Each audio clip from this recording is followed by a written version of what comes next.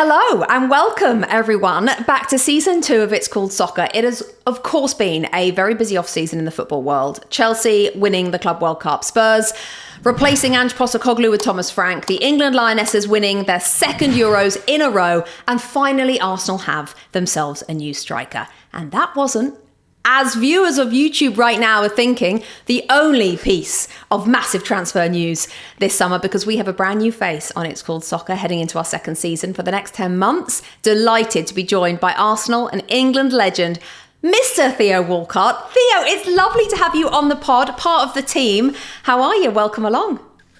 I'm well, thank you. Yeah, another number 14. Of course, obviously Arsenal signing theirs. Yeah, no, good to be here. I can't lie.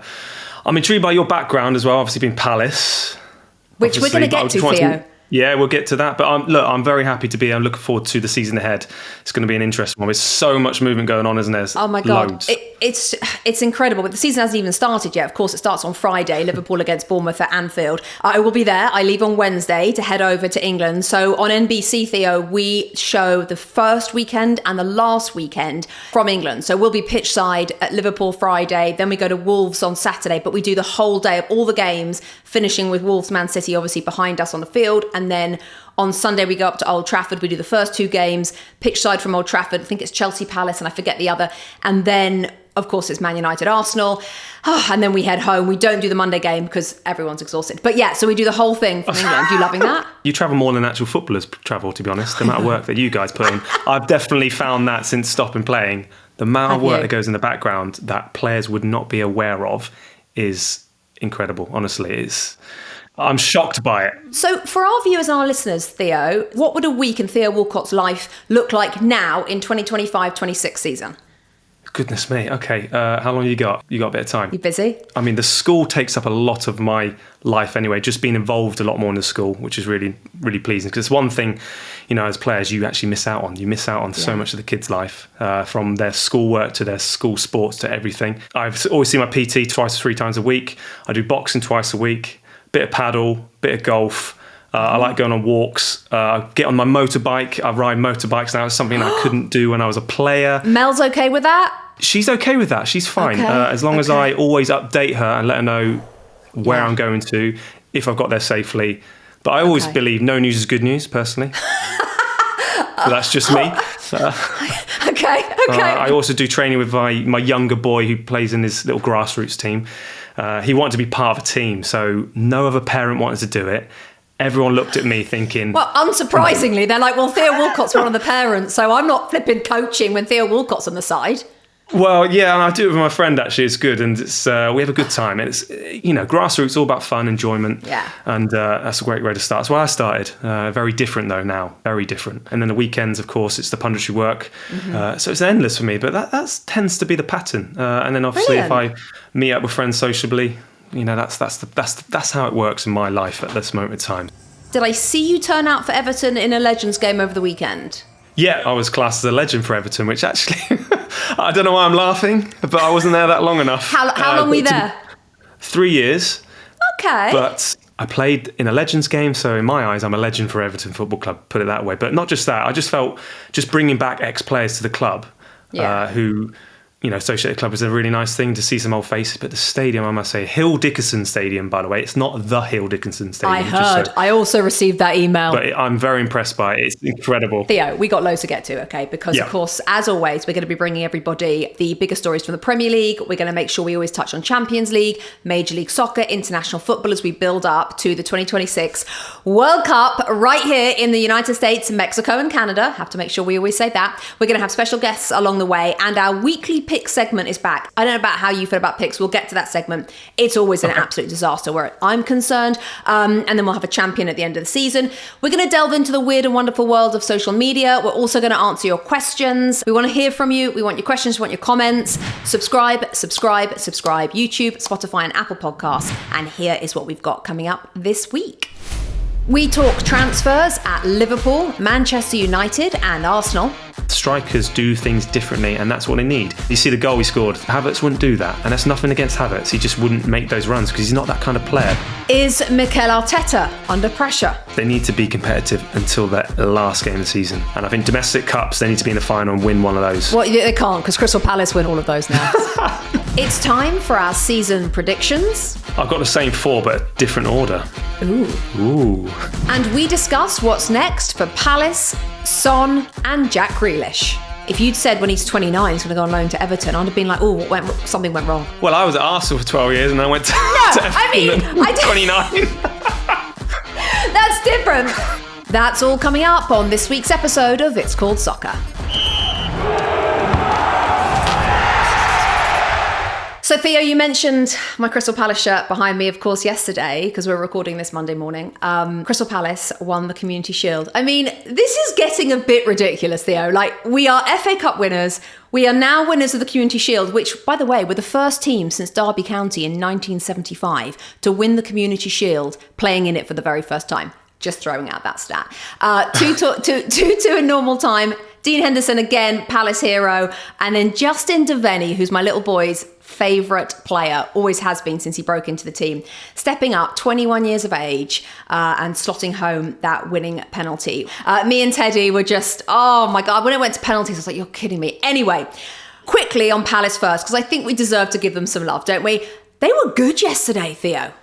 Yeah, so I actually listened to it on the radio. I was driving, so I couldn't actually watch it. But I listened to it on the radio. I managed to get back for part of the second half, and I watched the penalties, of course, because I'm not a big fan of penalties, but I love the fact it went straight to penalties because most of the time it's a waste of time, isn't it, the 30 minutes? But do you know what's quite interesting for me is it'll be interesting the fact that Palace, some of the players that have obviously been referenced going away, your Eze's, your Guehis, just having those little moments of togetherness and these trophies, will that tempt them just to stay? I don't know, but I just feel it's an element that you've got something good going there. And that's the side of it that players may or may not think of, but because the grass isn't always greener when you move on. Look, at times I've seen players move on and it's not worked for them, so they need to take that into account because Palace is a good football club. And I always, especially away from home at Selhurst Park, I just felt that it's one of the best places to play away from home. This one of the scariest, just because the fans are just, they deserve to win something. And look, you can't, to beat Liverpool, look, it's a completely different Liverpool team and it's no one's going to judge them off that, but you got to give credit to them. It's penalty shootouts are just nerve-wracking in itself. Like, I just hate, I've been involved in some, I've missed a few penalties. It's not a nice feeling. It happens to the best of players, obviously seeing Mo Salah, but it's quite refreshing seeing a different team win something different like that. Obviously Palace, the FA Cup, now the Community Shield. So I think it's good for the Premier League that we're seeing other teams challenging every week now. I think it's just important. Quick question on extra time as a former player, Theo. At what minute during that half an hour of extra time does a player start thinking first minute penalties? Is it really? Is it? It is. Oh. Well, like you do, it goes across your mind all the time, and no one wants to lose, so no one really takes risks anymore. Everyone's knackered. Particularly the Community Shield, because I see it as a trophy. A lot of people on the outside don't, but I've got a couple. No, it's a major shields. trophy. I've got a couple You've here. You've got them there. I'm going to get a replica. I don't know what anyone's talking about. It's a major trophy. Yeah, carry on. Absolutely. So for me, I just feel extra time is a bit of a waste of time. I like the fact it goes straight to penalties. I don't enjoy penalties, don't get me wrong, because it's just more the aftermath, what happens with penalties if you miss, or, we've all known here some horrific stories, we get that. But look, you can't replicate penalties as well, so players can't do that. But I just feel like, can we find a way where the fans can be really connected in both fronts? Because obviously the Palace fans were on the opposite side, weren't they? So I just feel that's the side of it. I feel like we could maybe, improve on, but I don't think we will, to be fair. I think is what it is. But I will say one thing. What's your thoughts on Henderson and goal? Obviously saving all those, but at the end, I was saying, go celebrate to the Palace fans. And they all ran towards the Liverpool corner. I don't know if you noticed that straight away, because I think that initial... That. Well, I noticed it straight away thinking... in the car. That's interesting. They went to the Liverpool fans. But the Liverpool fans were in that corner, or he may have family in that corner, but I'm just thinking as a Crystal Palace fan, and I'm not one, and we've just won a penalty shootout, I want my team running to my end. That is a bit weird. I'm assuming they did very quickly go to the Palace fans. And also Dean Henderson did stop off at the Palace pub on the way home and put £1,000 behind the bar for the fans. So I think Dean Henderson, quite frankly, can do what he wants. But yeah, that is a bit weird. I'm going to rewind it and have another look at that. If anyone also had that thought, send us in your comments on that. I'd be interested to know.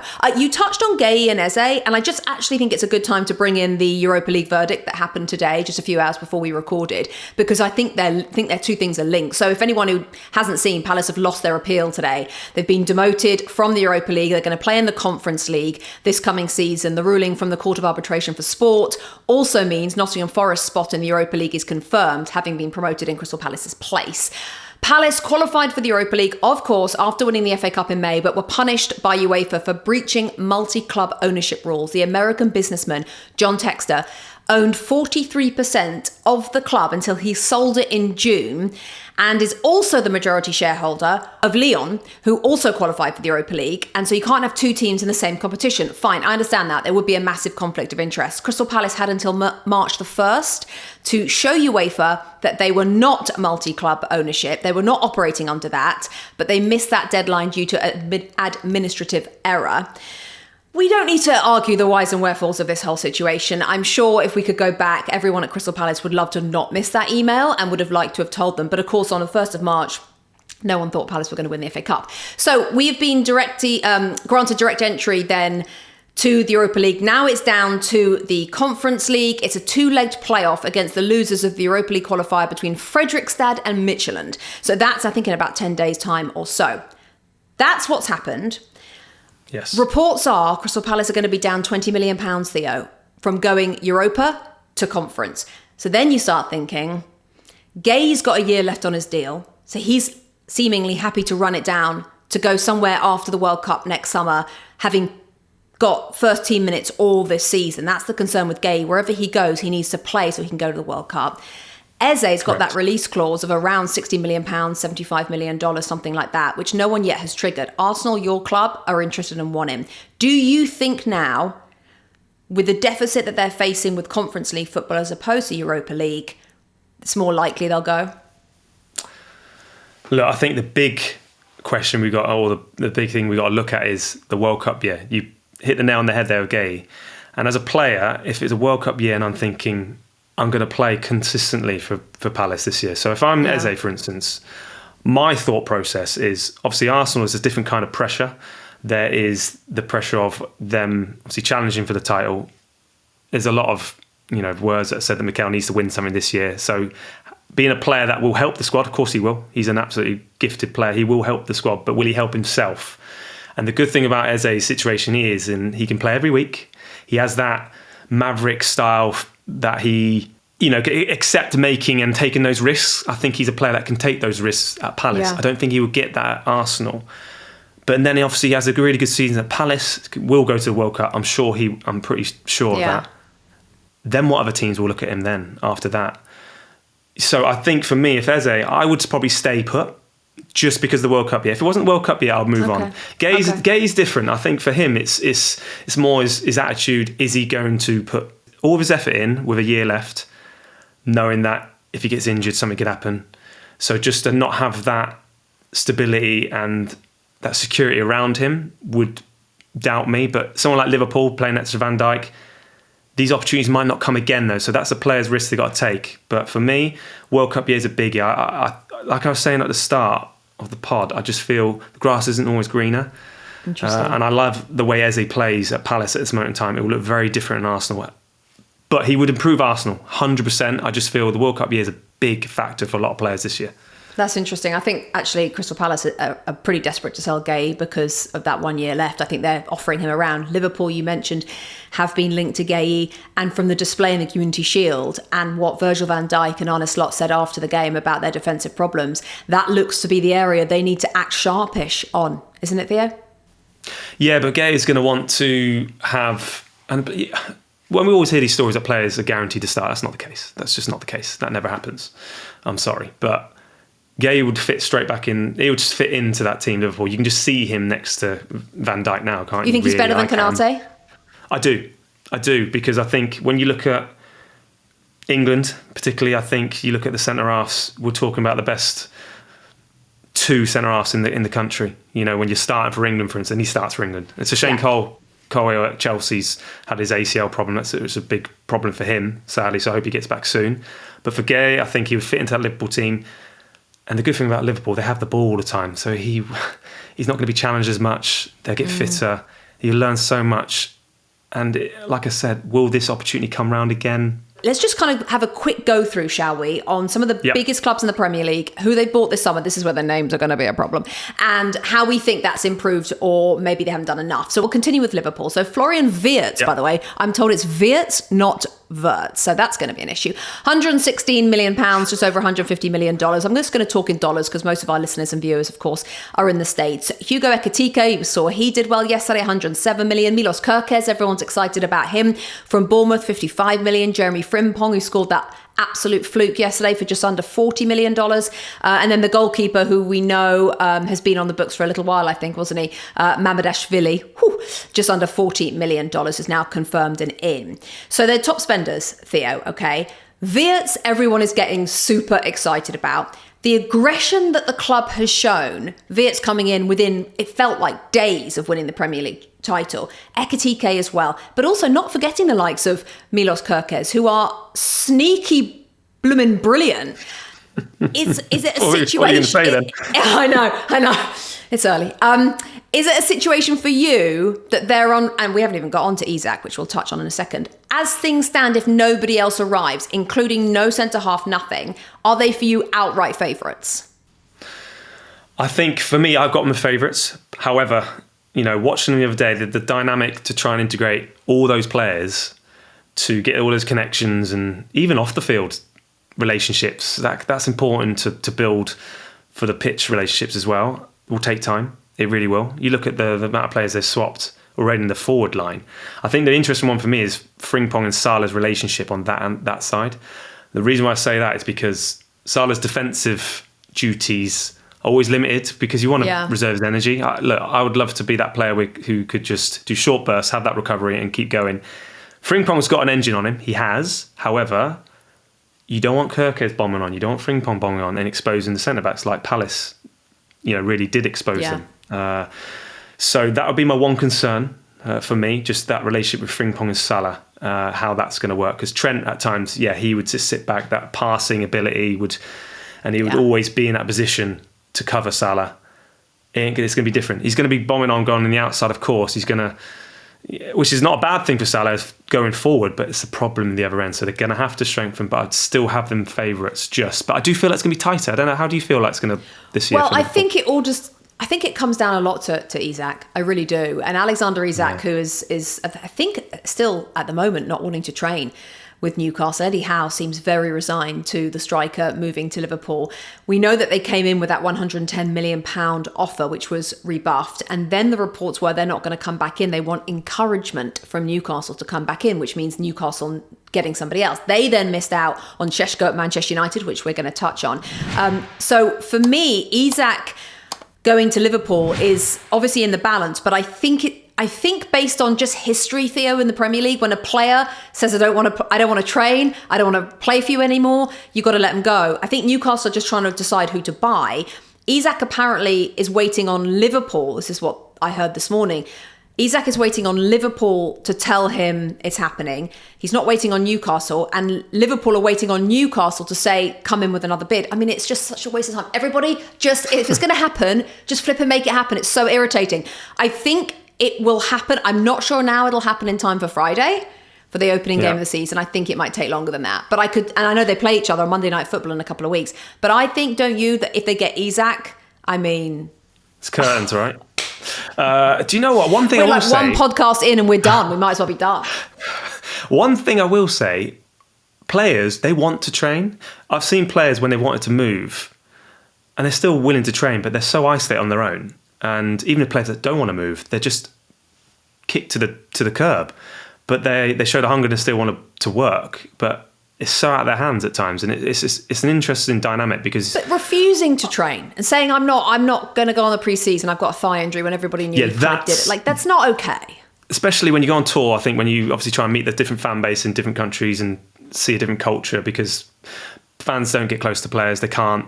I've seen it on this side now, stopping actually how much it means to fans. I think that's one thing as players, you don't understand how important the weekends are to people. I've noticed a lot more now being on this side, but I hope players will start to understand actually how much, it means to people, because that's one thing. I was probably, I'll run up to that. At times I didn't really understand or realise. Because you're in a bubble, right? You're in a bubble of pressure and you're just trying to concentrate on your job.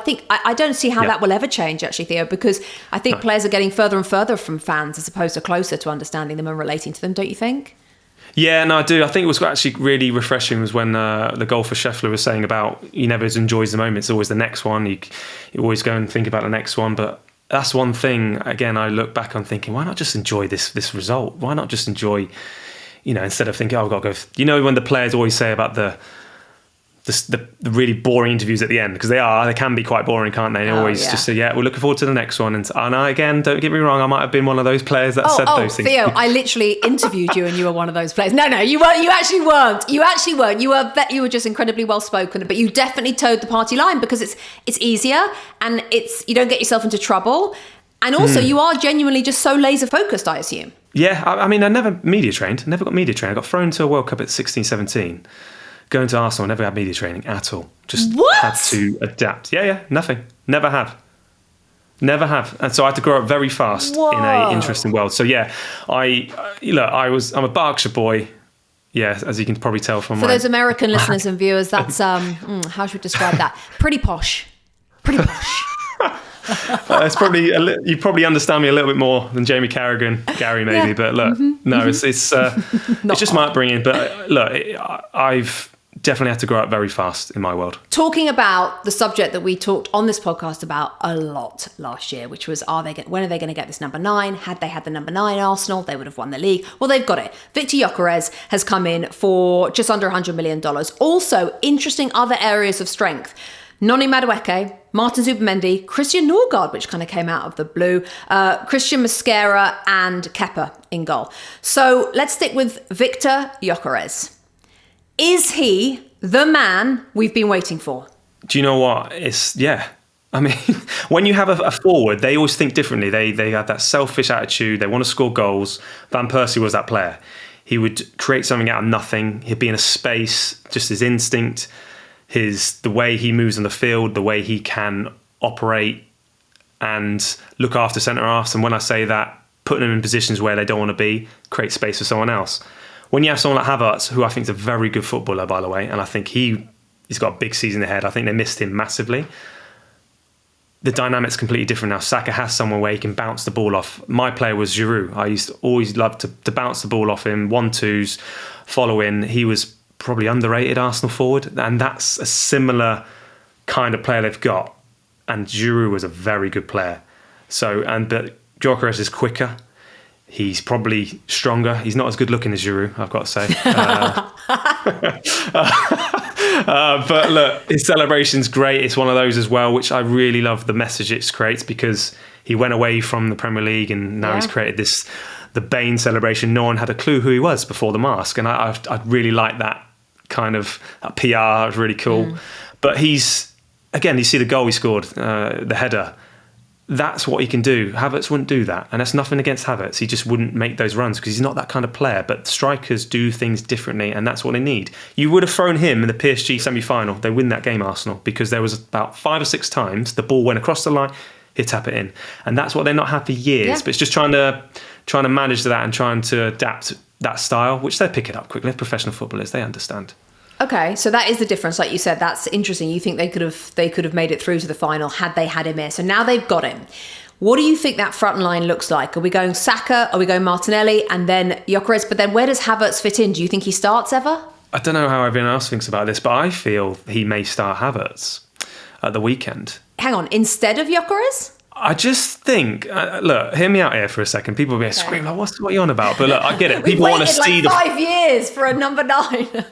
I get it, but I'm just looking at the fact that you're going to Old Trafford, first game of the season.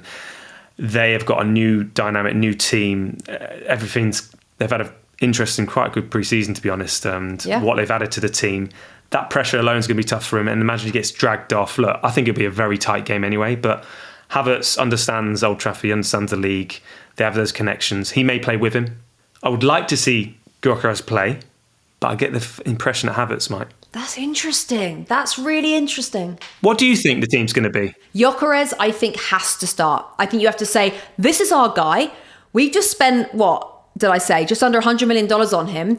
It's one of 38 games. There's not many. Start your best players. I know Havertz is excellent, but he's not so good that you didn't have to go and buy a striker. So Gyökeres is in, start him, make it your sign that this is our guy, I think. Can Mikel Arteta afford another second spot, or would you say it's win or bust? Just solely focusing on the Premier League, and let's say they go out Champions League semi-final or quarter-final, and he finishes second. Is that good enough? How I see it is they need to be competitive until that last game of the season. And that's when I said at the start, I think it's going to be tighter than So ever. if they lost the title on the last day of the season, he's okay to go again next season? Okay. Yeah, I would say so. Because I think, for me, the whole concept of Arsenal changed from bringing the fans back together and everything was started from Mikel. I think they've got a manager who now has that number 9 we've been craving for. It's going to take a bit of time, but he hasn't got time. That's the problem.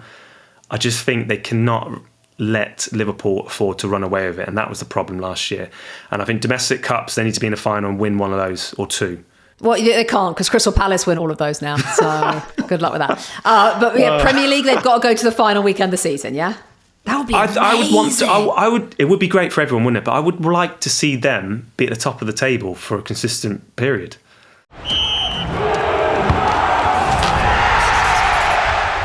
Okay, so Manchester United are their opponents. What a game, by the way. It's not often that you get a massive matchup like that on opening weekend of the season. It feels, though, now that happens a little bit more often because it's not top 4, big 4, top 4 anymore. It's like big 6, kind of big 7 now. So those matches happen more often. But I'm so excited to be there for Manchester United against Arsenal. So let's just quickly run down who United have bought. Bryan Mbeumo, just under 100 million. Matheus Cunha, $84 million.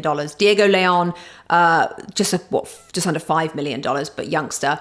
Not going to pronounce that chap who's come in on a free. And then Benjamin Šeško, by the way, apparently. I'm never going to be able to say Šeško on live TV. That's going to be an absolute disaster. Just under 100 million as well. I spent a lot of time with them in Chicago, Atlanta, and New Jersey. And it does feel different. Now, I know we have been here before and people have said, it feels different under Mourinho. It feels different under Van Gaal. Not sure anyone said it felt different under Rangnick. But there were times down the last 12 years where we did think maybe things are changing. For me, I just love him, Ruben Amorim. He is so honest. He's so fresh. He talked again about, and he said this before, about he would just walk away if he can't do it the way he wants to do it. And I get the impression he's serious. Like this is my way or the highway. Luke Shaw and some of the other players, Dallow's come out and said the bomb squad and the way he's dealt with that has shown us he's serious. He means business. He's going to follow through. And I mean, you tell me as a former player, but I get the sense that's a good thing. So overall, it's been a really good preseason for United, as you said. Šeško's come in and he's only 22 years of age, 39 goals in 87 games for Leipzig in his career before coming over. They've beaten Newcastle United to the signing. Things feel good. How do you view Manchester United and those new players going into this first full season under Ruben Amorim? I like it. It's actually quite scary. And the reason why I say it's scary is because obviously Šeško scored half of Harry Kane's goals actually in the Bundesliga last year. I think Harry Kane got 26. Correct me if I'm wrong. I think he got 13, which is so if he's half Harry Kane kind of player, that's not a bad player to have. Yeah. But you look at Mbeumo and Cunha, the goals they score for their clubs you would argue they wouldn't have as many chances as United. Brentford maybe, but the way they played, but they got between them probably 35 goals, 33 goals I think it was. Yeah. Højlund only got 3, I think, in the Premier League, or 4 maybe. I'm giving him disservice. But I just think those goals added into this team, with Bruno having now this luxury of like, goodness me, if I put these players are going to put it away. That's a problem for the league. It's a good thing for the league because we want to see United up there. We do. Like I know, like I want to see all the teams being competitive to the last day because I don't like to see teams run away with it, and I like to see big clubs like Man United doing well. We want clubs in England doing well in the Champions League. We want them to compete, and I think they've got a good forward line. I like them. And Mbeumo, Arsenal should have got him many years ago, and that was one player I just thought, take the load off Saka. Take it off him. So I'm a big fan of his. Big fan. Do you think Rasmus Højlund's out the door? Look, I think it's a hard one because there's a good player in there. I do feel like maybe perhaps he should go out on loan somewhere just to get a bit of confidence back, because you don't spend that amount of money and he's not a very good player. There's a player in there. It's just breeding that confidence out, and the league might not just be suited to him. We've seen Man United players come, Di Maria, we've seen Falcao, and not quite be the players that people expect. The league's it's a different league. Šeško, he's got all the attributes like Højlund had. So for me, he's got a bit more of an aura about him, though. Something different about this player, which I like. So would you start him against Arsenal at the start of the season? Well, Šeško, 100%. 100%. Let's start him. I want to go all out. If I've got a new player and I've spent that amount of money and I've said he's our guy, he's our guy. Give me your gut sense of top what finish for Man United. What do you think they will do? Not what they should do, but what do you think, looking at this team, this squad, where will they finish, roughly? 8th. Wow, so from 15th to 8th, that's a big jump, but also I think I agree with you. And the only reason why I say that is because, that's the interesting thing, because look at Bournemouth, they're lost pretty much their back four. They lost the keeper, lost 3 defenders. No. Brentford have lost, obviously, a big threat. Yeah. Brighton, I feel like they might be the underachievers this year. Yeah, I do. So I feel like there's a space for United. I do. Lots of these teams losing big players. One player who is leaving Manchester City but won't leave a big hole because he's barely touched the ball, it feels like, over the last couple of years, is Jack Grealish. He's on his way to Everton on loan. There's going to be an option to buy at the end of the season, I think for around £50 million, $65-70 million. So that's your former club, as we talked about at the top of the show. He has to go if he wants to go to the World Cup. I mean, I think he should have gone last summer. But he has to go. And let me just say, I love Jack Grealish. On the field, off the field, I think he's wonderful. Can't believe he is 30 next month, by the way. I feel like he'll be 23 forever. He's a bit like you, actually, in that way. I think you're one of those players. The way he looks or the way he acts? Which one? Well, both. I just feel like he's just that kind of maverick style, and he'll always be that young soul. He has to go. I'm not, no offence, but I'm just not sure Everton and Jack Grealish. Careful, it's my old team there. I know. And they might go together like an absolute dream. But from the outside, with David Moyes and the way he plays, you convince me that Jack Grealish to Everton is the right move. The dynamic at the stadium, I think, will come into Jack's favour. I think Goodison would have been a completely different kind of feel for him to play in. I just feel like where he needs to have that free role. And we've seen the way Everton at times, they don't have the ball as much as in the possession side of things for Everton isn't a standout. Drewsbury Hall, though, on the other hand, very good footballer. Good so signing. They have to have legs. Yes, very good sign. They need legs around Jack Grealish, because I remember at Arsenal we had, the likes of Ozil and Sanchez, and then we had players that would do the dirty work for you. And I think they need that. They've got Drewsbury Hall that would do that. I just hope it works well for him. I think the reason why he didn't move last year as well, because he obviously had a baby as well. There's all these factors on the other side that people don't really understand. Moving's a big ask for players, but I feel like I want it to work. I think everyone does, because everyone loves Jack Grealish, Theo, but he's nearly 30. And of course the treble will never leave him, and he will always have that and everything that he's won at Manchester City. But I'm just disappointed. I think if you'd said to me when Grealish was 21 and he was at Villa, if you'd said when he's 30 he's going to go on loan, or when he's 29 he's going to go on loan to Everton, I'd have been like, something went wrong. Well, I was at Arsenal for 12 years and I went to Everton at 29. That's different. That is different. Because he's won the treble. I didn't win the treble, so actually probably about right for me. Because he went to Manchester City at the absolute peak and he couldn't make it work in. I know I'm massively digging myself out of this hole, but you know what I mean, though. It's a disappointment for him. Yeah. At 29, he should be at the peak at Manchester City, Theo. Yeah, he should be. Where do you feel like he's best positioned to play though at Everton? Because for me, I love him off the left. I know, but like you said, I like him with the free role. He needs that free role. I don't know if he's going to get Everton. But Drewsbury Hall, I like Drewsbury Hall. I think that's a very good signing. That's a sneaky good signing. I hope Jack Grealish didn't watch the Premier League Summer Series, because Everton were not very good at all. I would worry for Everton a little bit. I really would. I do. I absolutely do. They haven't got any numbers as well, by the way. They've got hardly any defenders. They've got a tiny squad. But Jack Grealish will add to it. Dewsbury Hall's adding to it. We wish Jack Grealish all the luck. And I really hope he proves me wrong. And come Easter, it's been the Jack Grealish show, because I would love nothing more than to see Jack Grealish on the field at the World Cup next summer after a really good season. This is when it gets very serious, Theo, okay? Very serious. Picks of the week, predictions, okay? We're going to have a table over the course of the season. There is a trophy at the end. Probably goes to me because, I'm a Crystal Palace fan and that's what we do now. Picks of the week. Keeping score all season, okay? Let's start with the big one. Who's winning the Premier League? I'm writing it down. Go. Liverpool. Oh, okay. Oh, did you want to say Arsenal so badly, didn't you? You wanted to say it, but you just can't say it, can you? No, I just do feel it'll be closer, but Liverpool. I just think if the Isak one's the interesting one, the centre half Guehi, they get that. That's a shoe-in. I know. Curtains, as you said. Liverpool for me as well. Right, the top four in order. Yeah, let's do it in order. Oh, okay. Thanks for that. Do you want me to go first? Yeah, go on. Actually, I'd love to hear. All right. Let's go. Okay, so I'm going to go. Palace in there. Not Palace. Incredibly, though, not you joke, by the way, Theo, you joke. But Oliver Glasner, in his post-match team talk, in the dressing room at Wembley, which we now call Selhurst North, by the way, because every time we go there, we just win. After the game yesterday, after winning the Community Shield, he said, you can't have 2 days off like I gave you after the FA Cup final. You can have tomorrow morning off, but you've got to come in tomorrow afternoon and train because we've got 4 competitions, he says, we're now in. That's 4 trophies to win. I'm like, let's go, Oliver. I mean, it's 10 years since Leicester? We can do it again. So to answer your question, no, we're not in the top 4. But we're very busy with the Conference League.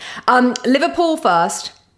I'm really sorry, Arsenal. I think we're just going to be second. And it just really makes me upset because I would like Arsenal to win the league. Manchester City third, who might be the most under-the-radar club in the entire Premier League right now, by the way. Mm-hmm. Which is weird.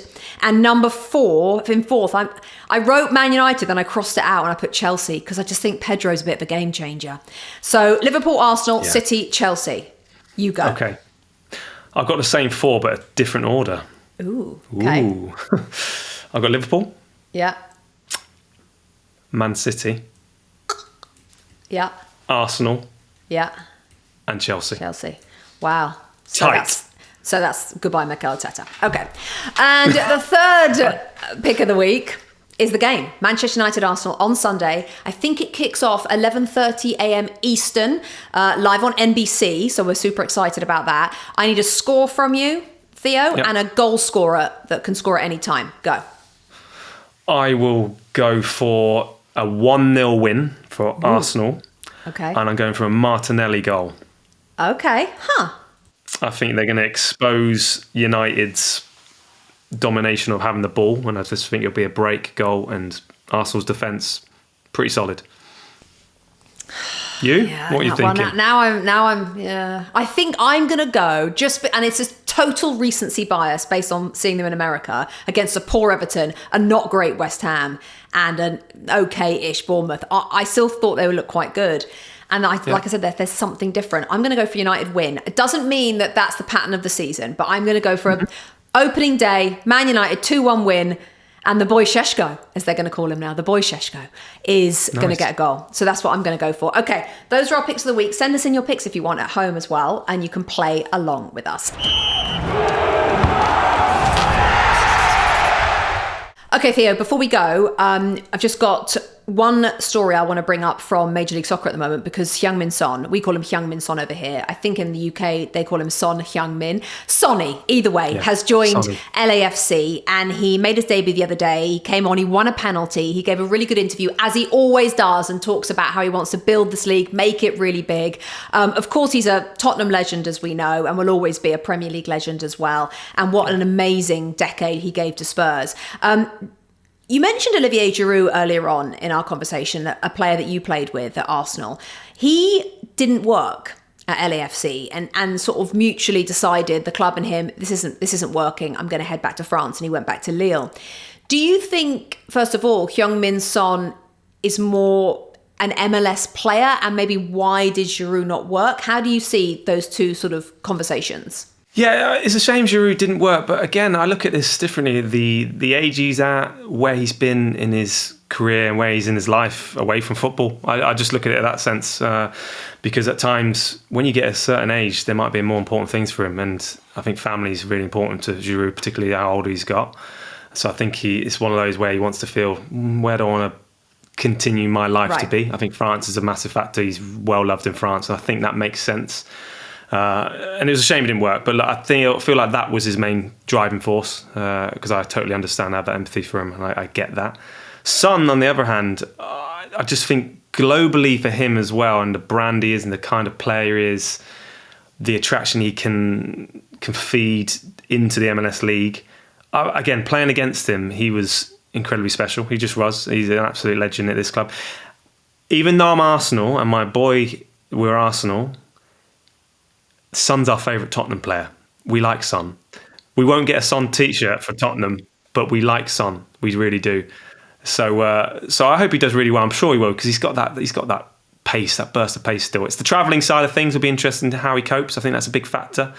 And the pitches as well at times could well be artificial pitches, which we all know, but look, they're pretty good to play on now. The players train on it half the time anyway in the year. So look, I think he'd be a success there. I really do. I think they've got a great man that will help the younger players, because it's all about the younger generation as well, I believe. And Los Angeles are taking him already to their heart. They have the biggest Korean population in the whole of the United States in LA. So he has absolutely picked a bit of a home away from home. So we wish Heung-min Son-lok plenty more international football, Major League Soccer as well, to come throughout this season on It's Called Soccer. But we are asking everybody for your questions, because every week we're going to take a question and from any of our viewers and listeners and give them to you. Okay, Theo. Okay. So this week we've had a question from Jack in Queens, New York. He says, football club ownership is very popular for former athletes and celebrities. If you could buy any club that you didn't play for or already supported, okay, who would it be and why? What a nice question. Never been asked that. Isn't that a good question? Yeah. And I guess it could be any country, any size of club. Oh, goodness me. Is there a club that just like tickles your fancy? I think somewhere like... When I heard Cesc Fabregas was at Lake Como, I just thought, imagine living near Lake Como and just... You're going for lifestyle. I'm going for lifestyle. Yeah. Bahamas FC? Well, yeah, there we go. I'm the owner of the football club. I can just live in luxury and then... That's a good shout. Get the best players I want at the club and sit back, relax, and see them hopefully be successful. So yeah, probably Como, actually. That'd be beautiful living there. I would probably... by my local team, Sacramento Republic, which are in the USL, that's just below the MLS. We were promised Major League Soccer. It's very complicated, a little bit delicate, but we were actually given a Major League Soccer franchise a couple of years ago. I went to the street party in Sacramento with Don Garber, the MLS commissioner, who gave us the franchise, and then it just didn't happen, and San Diego got it. I think owning Sacramento Republic and trying to get them into Major League Soccer and trying to get them to be the best would be what I would do. Thank you, Jack, in Queens, New York, for that. Very good. Don't forget, send us your questions every week. We love our mailbag. So that is going to be part of the show this season. Theo, episode 1 in the bag, my friend. Episode 1. Thank you. Was it all right? Better than all right. Very good. Theo, thank you so much. We'll see you next week. Thank you very much. See you next week. Well, that is all then for this first episode of It's Called Soccer on season 2. We will be back next week on Wednesday. We're going to break down everything that goes on in the opening weekend of this brand new Premier League season. Don't forget to subscribe wherever you get those digital shows, YouTube, Spotify, and Apple as well. Send us in your questions for the mailbag, and we will see you next week.